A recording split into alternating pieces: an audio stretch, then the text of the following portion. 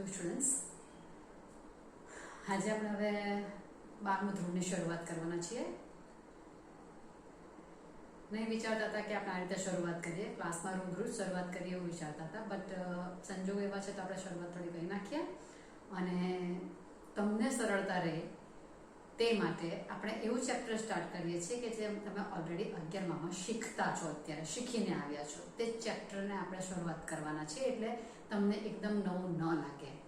અને એક મહત્વની સૂચના તમને એ આપી દઉં કે 11માં તમે જે ભૂલો કરી હતી, વિડીયો લેટ જોવાની, મોડા જોવાની, સમજણ ન પડે તો નહીં કહેવાની, તે ભૂલ અત્યારે ના કરશો.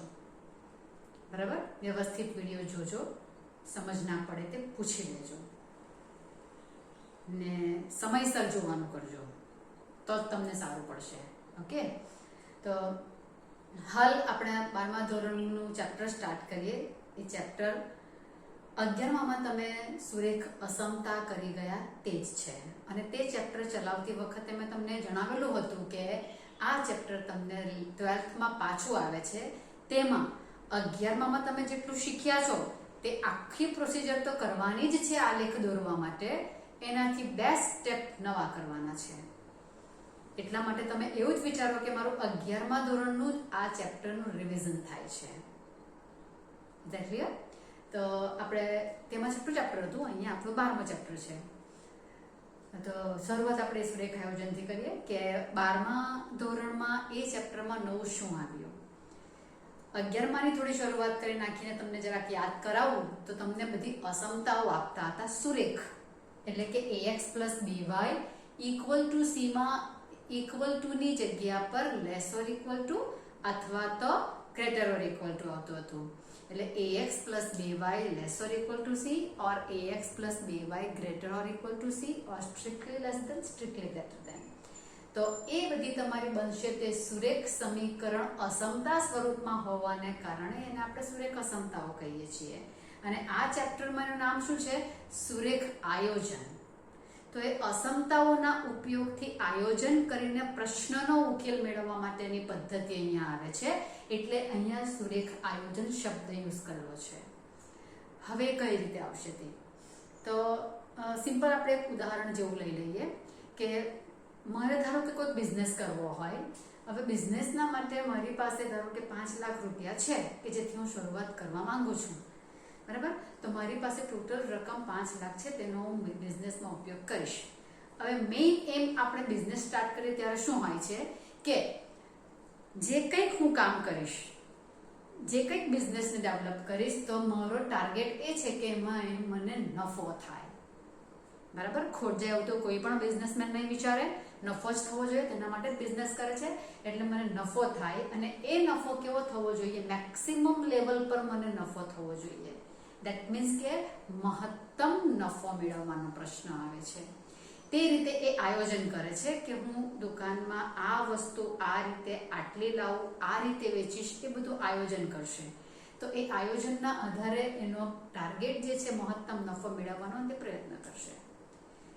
સેમ વે કોઈક વસ્તુ મેં ઘરે બનાવી છે અને એને બીજી જગ્યાએ મારે ટ્રાન્સફર કરવી છે. ઓકે, મોટા મોટા વેપારી લોકો અથવા તો પ્રોડક્શન કરવાવાળા પ્રોડક્શન કરે છે વસ્તુનું અને પછી વેચવા માટે એને એક જગ્યાએથી બીજી જગ્યાએ લઈ જાય છે અથવા તો ગોડાઉનમાં લઈ જાય છે, દુકાનમાંથી ગોડાઉનમાં લઈ જાય છે. આપણે બિઝનેસ શરૂ કરવો છે, આપણે સામાન લાવવો છે, તો કોઈ દુકાનમાંથી આપણે પરચેસ કરીએ પછી આપણે આપણી દુકાન પર લાવવાના હોઈએ તો ઓબ્વિયસ છે કે મારે વ્હીકલ મારે લાવવું પડે છે. બરાબર છે? તો ત્યારનો પ્રશ્ન શું હોય છે કે એ પ્રોડક્શન જે કરેલી વસ્તુને હું એક જગ્યાથી બીજી જગ્યા લઈ જાઉં. ચાલો મેં નાનો સેમ્પલ પીસ આપ્યો હો, પણ મોટી મોટી કંપનીઓમાં જે મોટી મોટી વસ્તુ કે આપણે શું કહેવાય છે કે ઓઇલ એક જગ્યાએ બીજી જગ્યાએ લઈ જવાનું હોય, મોટા અનાજના બહુ મોટા આખા ભરેલા હોય પીપ, તો તે જગ્યાથી બીજી જગ્યાએ લઈ જવા હોય. મોટા પાયા પરની વાત કરીએ તો એક શહેરમાંથી બીજા શહેરમાં પણ લઈ જવાનું હોય તો એનો ખર્ચ લાગે. તો ખર્ચ લાગે તો મેં આગલામાં તમને જેમ કીધું કે મારે નફો મેળવવા માટે હું પ્રયત્ન કરું છું, તો આમાં ખર્ચ લાગે છે આપણને. તો ખર્ચ લાગે તો ખર્ચ મહત્તમ નથી જોઈતો. ખર્ચ આપણને કેવો જોઈશે? તો કે મને ન્યૂનતમ જોઈશે, લઘુત્તમ ખર્ચ જોઈશે. તો ત્યારે મારું આયોજન તે પ્રકારનું હોય છે. એટલે પ્રશ્ન કેવા પ્રકારનો છે તેને આધારે મારે આયોજન કરવું પડે છે, ક્યાં તો મહત્તમ નફો મેળવવાની વાત આવશે અથવા તો લઘુત્તમ ખર્ચ. તો એવા બધા તમારા પ્રશ્નો કે જેમાં મારે મહત્તમ નફો કે લઘુત્તમ ખર્ચ શોધવાનો છે, તે બધા પ્રશ્નોને ઇષ્ટતમપણાના આ પ્રશ્ન જે મૂલ્યો જે છે મહત્તમ નફો અને લઘુત્તમ ખર્ચ, તેને ઇષ્ટતમ મૂલ્યો કહેવાશે. અને આ પ્રશ્નો જે છે તે ઇષ્ટતમપણાના પ્રશ્નો છે. ઇષ્ટતમ પોતે જે શબ્દ આવે છે અહીંયા ઇષ્ટતમનો મૂલ્ય છે ક્યાં તો મહત્તમ કે ન્યૂનતમ.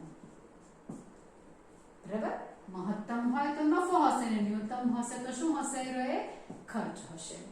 આ ઇષ્ટતમ મૂલ્યનો મતલબ આ થશે. હા, ઇષ્ટતમમાં બંનેનો સમાવેશ થાય છે. એટલે પરફેક્ટલી મને કેવું પડે કોઈ એક વસ્તુ શોધવી હોય તો ઇષ્ટતમ મૂલ્યો શોધો કર્યું હોય તો મારે બંને ફાઇન્ડ કરવાના. બટ પર્ટિક્યુલર મને કહી દેવામાં આવે કે આ જ શોધો તો એ જ શોધવામાં આવશે. બરાબર છે. એટલે અહીંયા તમારી ટેક્સ્ટબુક તમે સાથે રાખજો તો તેમાં તમને લખેલું જ આવે છે કે એવી સમસ્યાઓ કે જેમાં મહત્તમ નફો શોધવાનો હોય કે ન્યૂનતમ ખર્ચ શોધવાનો હોય તેવા પ્રશ્નોનો ઇષ્ટતમ મૂલ્ય શોધવાના પ્રશ્નો કહેવામાં આવે છે. અને એનું આયોજન તે થશે કે ઇષ્ટતમપણાના પ્રશ્નોનું આયોજન થશે તમારું. આ એક તમને ખાલી ઇષ્ટતમ મૂલ્ય શું દર્શાવે છે તે તમને મેં કહ્યું છે. ઓકે, આપણે એમ દાખલા કરવાના તમારા ઈઝી રહે, વાંધો નહીં આવે. આ ચેપ્ટર બહુ ઈઝી છે એટલે કોઈને કરતું જ નથી, એ પણ કહી દઉં. એક્ઝામના દિવસે તો થઈ જ જશે એમ કરીને, પછી ખરેખર એક્ઝામના દિવસે એમાં લોચા જ મારે છે. એટલે ધ્યાનપૂર્વક ઈઝી છે, બરાબર કરો, બેઠા માર્ક મેળવો. એ પ્રમાણે તમારે આને કરવાનું છે. તો આમાં થોડા જે નવા એના શબ્દો આવે છે, પારિભાષિક શબ્દો જે અંદર આપેલા છે. ઇષ્ટતમ મૂલ્ય નવો શબ્દ આવ્યો તમારા માટે, તેવી રીતે બીજા બધા વિધેયના અલગ અલગ શબ્દો આપ્યા છે. તે શબ્દોથી આપણે પહેલા પરિચિત થઈશું અને પછી આપણે નેક્સ્ટ દાખલા કરીશું એના. બરાબર. તો ઇષ્ટતમપણાના પ્રશ્નોનો ઉકેલ મેળવવા માટે અમુક બધા મર્યાદાઓ આવશે. જેવી રીતે મેં તમને કહ્યું કે મારે બિઝનેસ કરવો છે અને મારી પાસે બિઝનેસ કરવા માટે સામાન લાવીશ, તે દુકાનમાં મૂકવા માટે દુકાન પણ અવેલેબલ છે. તો પહેલું તો શું આવશે કે અહીંયા મેં ધારો કે બિઝનેસ ટેબલ ને ખુરશી લાવું છું, વડેવર કંઈ પણ, મને જે યાદ આવ્યું તે લઈ લઉં છું. ટેબલ ને ખુરશી મારે લાવવાનું છે, તેનું વેચાણ કરવું છે, તો તે હું લાવું છું. તો તે લાવવા માટે મારે પહેલા મારી પાસે જે જગ્યાઓ છે, મારે જે મૂકવાની જગ્યા છે દુકાનમાં, એ કેપેસિટી જોવા પડશે. કેપેસિટી જોવા પડશે કે મને એવું લાગે કે મારે આટલી મારી પાસે જગ્યા છે, તેમાં લગભગ મારી 50-60 ખુરશી રહેશે અને 25-30 ટેબલ રહેશે, એવું મને અંદાજ આવે તો મેં એટલું જ લઈ શકીશ ને. હા, કે આટલી જગ્યા મારી પાસે છે, આ બે વસ્તુ લાવવાની છે, તો મારે આટલી જ વસ્તુ અંદર માઈ શકશે. બરાબર છે.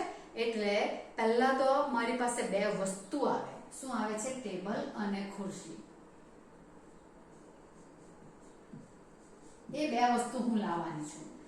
બે જ વસ્તુ હોય એવું જરૂર નહીં મળે, પણ આપણે જનરલી બે જ વસ્તુ આવશે, કારણ કે આપણે 2 ડાયમેન્શનમાં આપણે યામ સમતલમાં બતાવવાના છે. એટલે આપણે કાર્ટેશિયન યામ, તમારો અહીંયા ગ્રાફ દોરવાની વસ્તુ આવે એટલે આવું જ આવશે.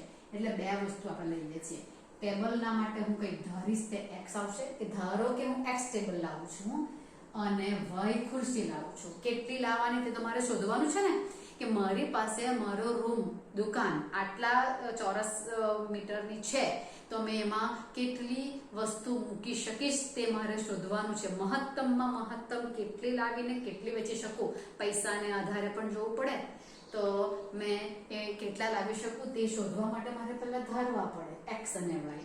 આ જે મેં x અને y ધારો કે હું x ટેબલ અને y ખુરશી લાવીશ, આ જે x અને y એ નિર્ણય કરશે કે કેટલી વસ્તુ લાવવાની છે કે જેથી મહત્તમ નફો થાય. એટલે આને કહેવાય છે નિર્ણાયક રાશિઓ. આપણા મોટે ભાગે બે જ આવશે, x અને y. અને ઓબ્વિયસ છે x અને y ની કન્ડિશન શું હશે, કેવી હશે, તો એટલું તો નક્કી છે ને કે ઋણ તો ન આવે. હું -2 ખુરશી લાવીશ કે 0 ટેબલ કદાચ આવી શકે, પણ -5 ટેબલ લાવીશ, 2.5 ટેબલ લાવીશ, એવું થવાનું છે નથી. એટલે પહેલો પ્રશ્ન, જો કે બીજા બધામાં પોઈન્ટમાં આવશે ખરા, નો ડાઉટ અમુક જવાબ, પણ આ ટેબલ ખુરશીની વાત કરું તો એટલું તો નક્કી જ છે, જે કંઈ હું ધારીશ, જે કંઈ હું લાવીશ તે ધન આવશે, ઋણ નથી આવવાનું. એટલે નિર્ણાયક રાશિઓ કેવી હોય છે? હંમેશા અનઋણ હોય છે. નિર્ણાયક રાશિઓ અનઋણ આવશે. એટલે કે x greater or equal to 0, y પણ greater or equal to 0. બરાબર, આ એક પોઈન્ટ મને પહેલા મળે છે. બરાબર છે. હવે એટલે પહેલી એક્સની કન્ડિશન મારી આવી ગઈ કે એ બંને જણા ધન છે. બરાબર. પછી મેં તમને કહ્યું કે મારી પાસે કેટલી જગ્યા છે તે પ્રમાણે હું કેટલી લાવીશ. ધારો કે મને એવો અંદાજ આવી જાય દુકાનમાં કે હું બંને મળીને 60 થી વધારે વસ્તુ લાવી શકું એમ નથી. મારા દુકાનની કેપેસિટી એટલી છે કે બંને મળીને 60 નંગ રહેશે. કોણ? એક્સ અને વાય, ટેબલ અને ખુરશી. એટલે આના ઉપરથી મને બીજી જે મળવાનું છે એક કન્સ્ટ્રેન્ટ મને આ મળ્યું કે કયું મળ્યું કે સ્પષ્ટ છે કે શું આવ્યું મારી પાસે? તો કે x greater or equal to 0, y greater or equal to 0. That is the total number of table and the chair. x greater or equal to 0, y greater or equal to 0 થઈ ગયું. પછી શું? તો કે રૂમની કેપેસિટી આવી. તો રૂમની કેપેસિટી એટલે આ બે ભેગા મળીને 60 થી વધવા નહીં જોઈએ. તો એક ગુજરાતીમાં જે હું બોલું છું તેનું ગણિત સ્ટેટમેન્ટ મળશે.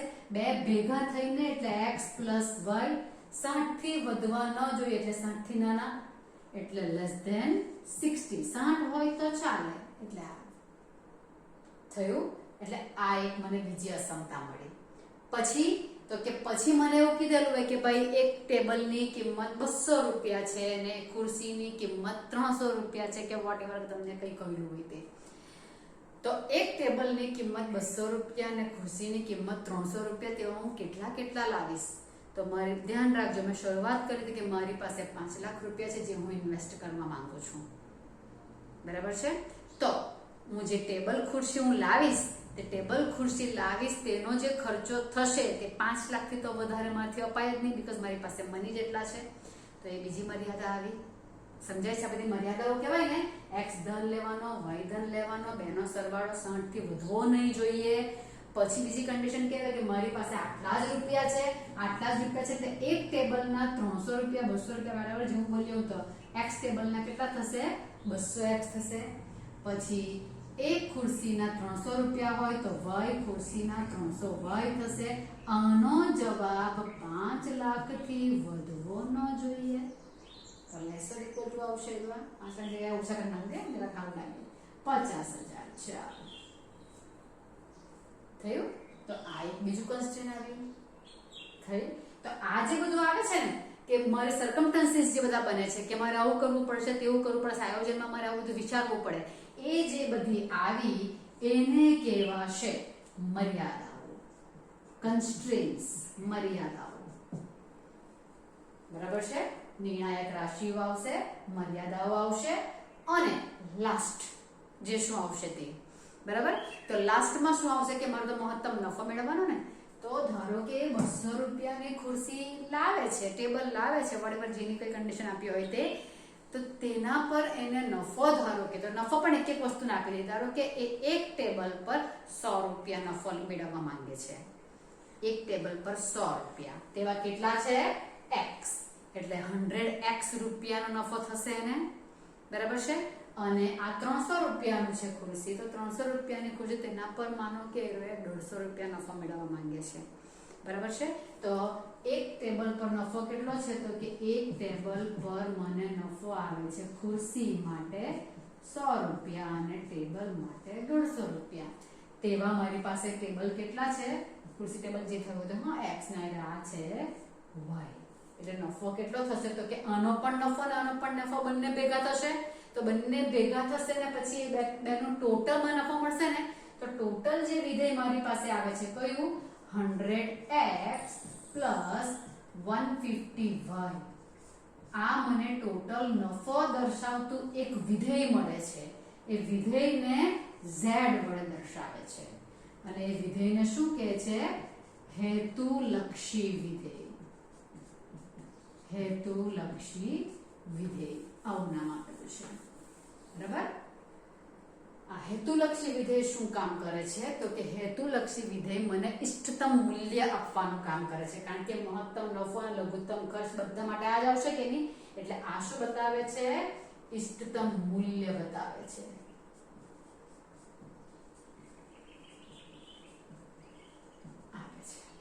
તમારે આ ચેપ્ટરમાં આટલી વસ્તુ જોવાની છે. નિર્ણાયક રાશિઓ જે હું ધારીશ કે મારે શું વસ્તુ લેવાની છે તે. અને શું મહત્તમ મેળવવા માટેનો પ્રયત્ન કરે તેને x અને y કરવાના, તેને માટે બધી મર્યાદાઓ આવશે, તે અસમતાઓ બનશે. અને એક એક વસ્તુ પર નફો આપેલો હશે, રૂપિયા આપેલા હશે, તેના પરથી મારે વિધેય બનાવવાનું, તે હેતુલક્ષી વિધેય આવશે. આટલું તમારા મગજમાં આવવું જોઈએ, એટલું મગજમાં આવવું જોઈએ. હવે જે આ બધી વસ્તુ છે ને તેમાં x અને y નિર્ણાયક રાશિઓ માટે તો આ જ આવશે, પણ આ બધી અસમતાઓ તે બધી સુરેખ અસમતાઓ આવશે. આ તો હંમેશા આવશે અનઋણ, પછી મહત્તમ નફો હોય કે લઘુત્તમ ખર્ચ હોય, આ તો અનઋણ જ આવશે હંમેશા માટે. અને આ અસમતાઓ છે તો બધી આ સુરેખ સમીકરણ છે કે નહીં, એટલે સુરેખ સમીકરણ હોવાને નાતે એનું સ્વરૂપ કેવું આવે છે તો કે x અને y નિર્ણાયક રાશિઓ, પછી આ ભૂસી કાઢવું. હવે મર્યાદાઓ કેવી બનશે તો કે ax plus by, x અને y ને અનુરૂપ જ આવશે ને, a1x plus b1y less or equal to c1 greater or equal to c1, less than કે greater than બંને આવી શકે. પછી બીજી અસમતા કેવી આવશે તો કે a2x plus b, આપણે ડાયાગ્રામ આપેલી હતી ને, less or equal to c1 greater or equal to c1, આવી ગમે તેટલી આવશે. મેક્સિમમ અને મિનિમમ બે તો અસમતાઓ હશે જ, બે થી વધારે હોઈ શકે, ઓછી નહીં આવશે. બરાબર, તો આ બધી મર્યાદાઓ થવાની. અને હેતુલક્ષી વિધેય z છે તે એવું જ ફંક્શન છે, એ પણ સુરેખ વિધેય જ આવશે. ax એવા અચળ a અને b નો x અને y સાથે સંબંધ ધરાવતું સૂત્ર આવશે z = ax + by, જેને હેતુલક્ષી વિધેય તમારે કહેવાનું છે. એટલે આ વ્યાપકમાં થયું, આ બધી જ કહેવાશે મર્યાદાઓ. બરાબર, એટલે મર્યાદાઓનું સ્વરૂપ આવું આવશે. x અને y નિર્ણાયક રાશિઓ છે, એ નિર્ણય કરે છે. ઓકે, તો તમારે પછી આનો ઉકેલ મેળવવા માટે પછી તમે 11માં શીખ્યા તે છે કે આ બધી અસમતાઓનો મારે ગ્રાફ દોરવાનો એક પેપર પર, અને તેમાં શક્ય ઉકેલનો પ્રદેશ આવશે કે શું દર્શાવે છે તે જોવાનું છે. એ બધું આપણે એક દાખલામાં કરીએ આપણે, પણ સ્વરૂપ આવું આવશે તો હું તમને કહું છું કે મારે ધારવાનું આવશે. ઘણા દાખલામાં મારે ધારવાનું આવશે, ઘણામાં મને અસમતાઓ આપેલી હશે તો નાનો દાખલો થાય, અને ધારવાનો મને 3 માર્કનો દાખલો પણ આવે છે તો તેમાં મારે કુટ પ્રશ્ન આપેલો હોય છે. જ્યારે ટેબલ ખુરશીમાં લીધો કે નહીં તેવી રીતે કુટ પ્રશ્ન આપશે કે જેને મારે x y સપોઝ કરીને અસમતાઓ બનાવીને તેનો ઉકેલ મેળવવાનો છે. હવે આનો ઉકેલ મેળવવા માટે આમ તો ઘણી બધી પદ્ધતિઓ છે, પણ આપણે જે શીખવાના છે તે ફક્ત અને ફક્ત આલેખની રીત શીખવાના છે.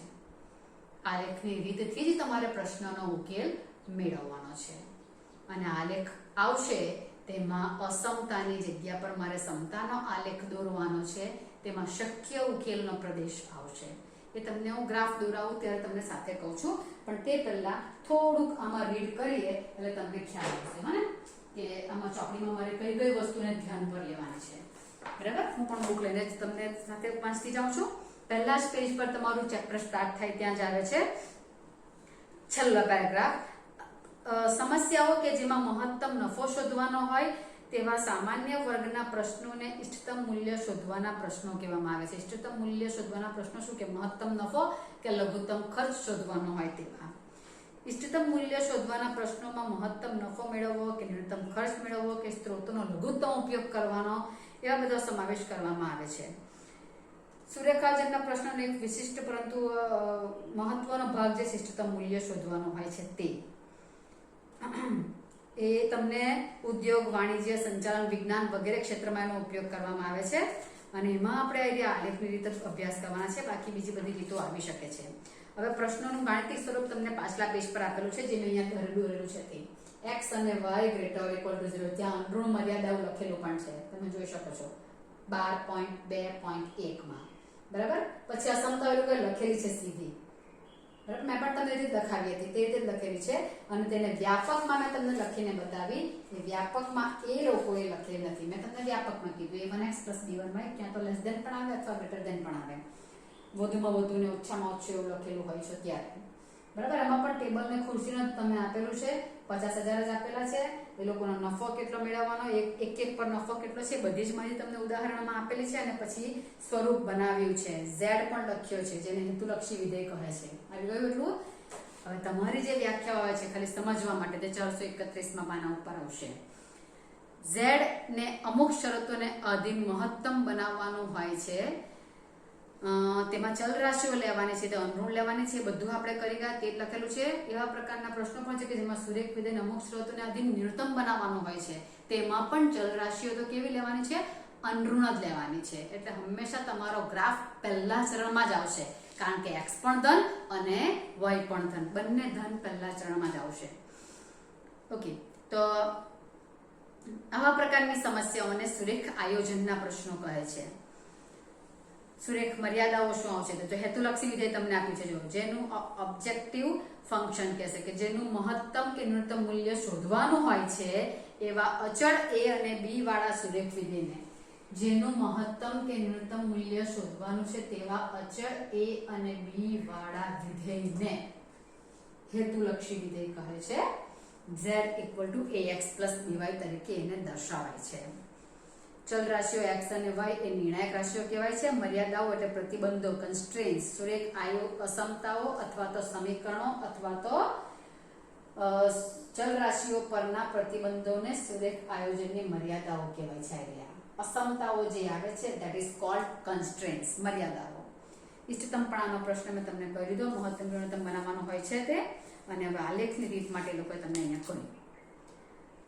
પાછલા પેજ પર તમને 432 પેજ પર આપેલું છે, તેમાં શક્ય ઉકેલનો પ્રદેશ કયો કહેવાશે તે. તો આપણે એક એમાં દાખલો જ લઈ લઈએ કે જેમાં એ વસ્તુ આવી જશે. શક્ય ઉકેલનો પ્રદેશ, ઇષ્ટતમ શક્ય ઉકેલ, જે કંઈક તમારા વર્ડ્સ આવશે તે શક્ય ઉકેલનો પ્રદેશ, એટલે જે રેખાંકિત ભાગ તમારો આવશે that is called શક્ય ઉકેલનો પ્રદેશ, ફિઝિબલ સોલ્યુશન કહેવાશે એને. ઇષ્ટતમ શક્ય ઉકેલ, જે બિંદુ હેતુલક્ષી વિધેયને મહત્તમ ન્યૂનતમ બનાવે તેને ઇષ્ટતમ ઉકેલ કહેવાય છે. અને તે કયા બિંદુએ પ્રાપ્ત થાય છે તે આપણે ઉદાહરણમાં જોઈ લઈએ.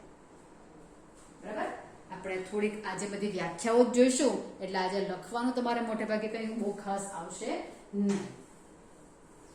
વ્યાખ્યાઓ થોડીક આમાં તમારે ટીક માર્ક કરવાની છે. એકચ્યુઅલી થોડુંક જે પોઈન્ટ કરવા જેવા લાગે તે હું તમને લખાવીશ, બાકી વધારે નહીં.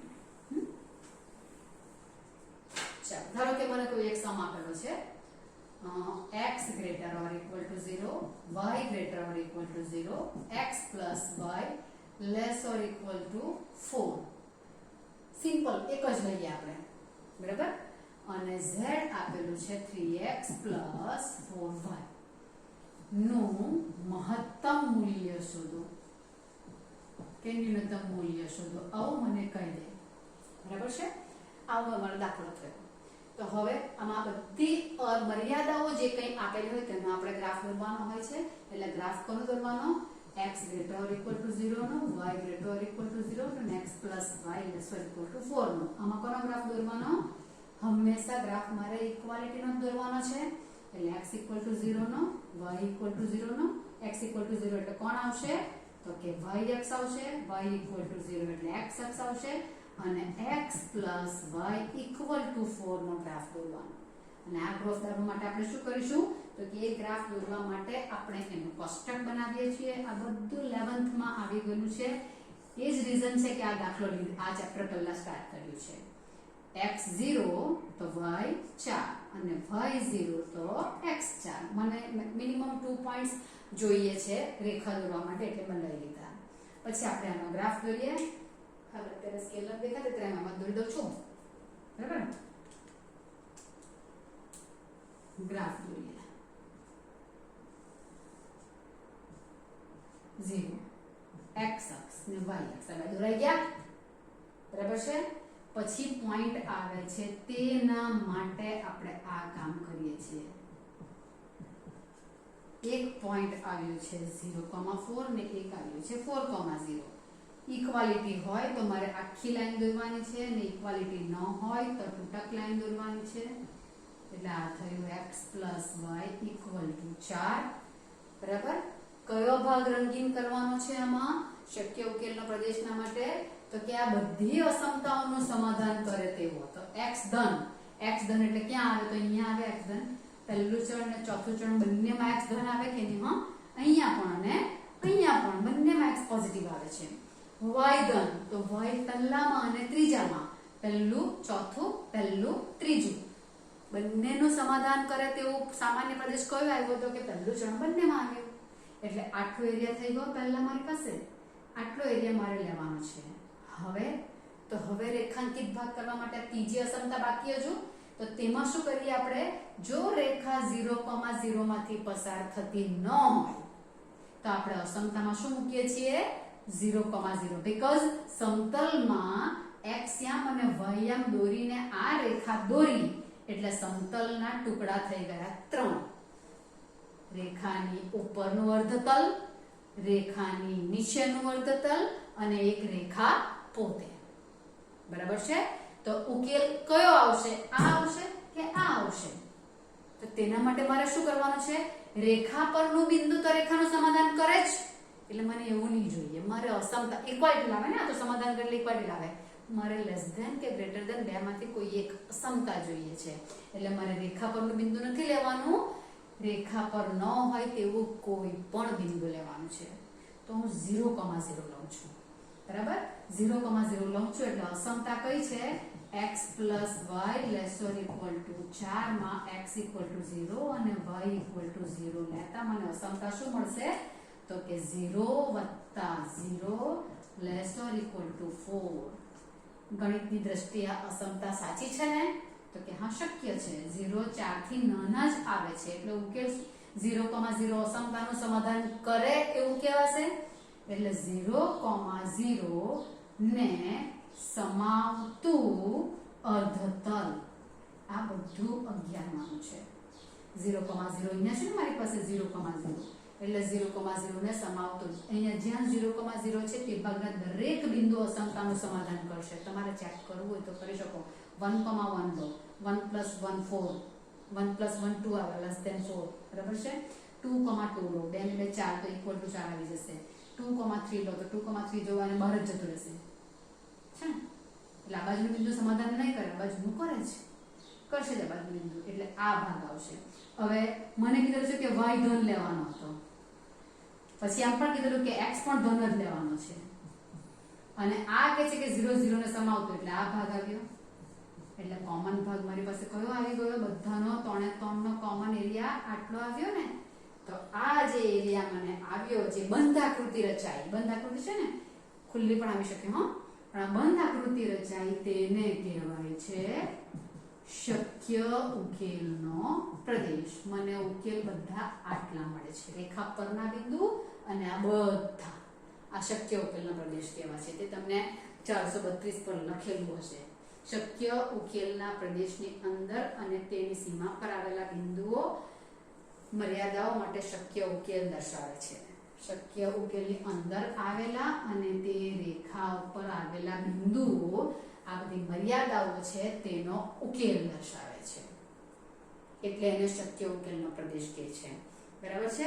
અને પછી તમને પ્રમેય આપેલો છે કે આ તો શક્ય ઉકેલનો પ્રદેશ મળી ગયો, પણ મારું કામ શું છે, મહત્તમ મૂલ્ય મેળવવાનું કામ છે ને. તો મહત્તમ મૂલ્ય મને ક્યાં મળશે, તો તેનો પ્રમેય વિધાઉટ એની પ્રૂફ તમારે લઈ લેવાનો છે કે જો મને શક્ય, એટલે એ લોકોએ કાઉન્ટ એન્ડ એરરથી કરેલું હશે, આમાં બધા લઈને જ કરેલું હશે, પોઈન્ટ્સ લઈને. બરાબર છે? તો પોઈન્ટ લઈને બધા બનાવેલું હશે. તો મને શક્ય ઉકેલનો પ્રદેશ મહત્તમ ગુણોત્તમ ક્યાં મળશે, તો કે આ બે જે રેખા બધી અસમતાઓ આપેલી છે ને, અસમતાઓના છેદબિંદુ પાસે જ મળે. તો છેદબિંદુ પાસે જ મળશે, એટલે એક છેદબિંદુ મળવા બે, આ y અક્ષ અને x + y = 4 નું છેદબિંદુ આ મળ્યું, x અક્ષ અને y અક્ષ છેદબિંદુ આ મળ્યું, x અક્ષ અને આ રેખાનું છેદબિંદુ આ મળ્યું. આ ત્રણ પર જ મને મહત્તમ કે ન્યૂનતમ મળશે. અંદરના મળશે, મૂલ્ય તો મળશે, પણ મહત્તમ જે મારું આવતું હશે તેના કરતા ઓછું હશે. જો લઘુત્તમ માંગેલું હશે તો અંદરના મૂલ્ય લઘુત્તમ આપણે તેના કરતા વધારે હશે. બરાબર? એટલે મને મહત્તમ મૂલ્ય મળશે તો આ પોઈન્ટ પર જ મળશે. કયા પોઈન્ટ? શક્ય ઉકેલ પ્રદેશના શિરોબિંદુઓ જે બધા આવે છે, શિરોબિંદુઓ એટલે છેદબિંદુઓ, છેદબિંદુઓ આગળ જ પ્રાપ્ત થશે. તો અહીંયા મને એક આ મળે છે, એ બિંદુ કયું છે, 0,4, આ 0,0 અને આ કયું છે, 4,0. ન મળતું તો મારે શોધવાનું લોપની રીતથી. આ જે 3 પોઈન્ટ આવ્યા તે મારે ક્યાં મૂકવાના, z માં મૂકવાના. z જ મહત્તમ મૂલ્ય આપે છે ને, એટલે 3x + 4y માં મારે મૂકવાના. કયા કયા? જે મને મળ્યા હોય તે. z = x ની જગ્યા પર 0, y ની જગ્યા પર 4, એટલે આવવાના 16. x ની જગ્યા પર 0, y ની જગ્યા પર પણ 0 એટલે આ 0 આવ્યું, x ની જગ્યા પર 4, y ની જગ્યા પર 0 એટલે આ 12 આવ્યું. આ મળ્યા મને પોઈન્ટ. હેતુલક્ષી વિધેયનું કામ જ છે મહત્તમ ન્યૂનતમ મૂલ્ય મેળવવાનું. તો આમાં મહત્તમ વેલ્યુ કઈ આવી? તો કે આ આવી. એ જે આવી તેને z નું મહત્તમ મૂલ્ય કહેવાશે. મહત્તમ મૂલ્ય. અને આ જે આવ્યું તે ન્યૂનતમ મૂલ્ય. આટલું જ તમારું નવું દાખલું થયું ને. તમે ગ્રાફ દોરો, શક્ય ઉકેલનો પ્રદેશ કરો, ત્યાં સુધીની બધી વાર્તા તો શું કહેવાય છે? એ તો કે 11મા ધોરણની જ છે. નવું ખાલી આટલું જ આવ્યું. તો આટલું જ મારે કરી નાખવાનું, તેટલું જ 12માનું છે. ક્લિયર થશે? આટલું જ તમારા પેજમાં 432 સુધીના પેજ, તમારે બે પેજ 431 ને 32 બે તમારે જરાક લર્ન કરવાના, અને બાકીના દાખલા આપણે હવે નેક્સ્ટ વિડીયોમાં કરીશું. બરાબર? આટલું જરાક તમે ચોપડીમાંથી લર્ન કરજો. હા ને? ચાલો બાય.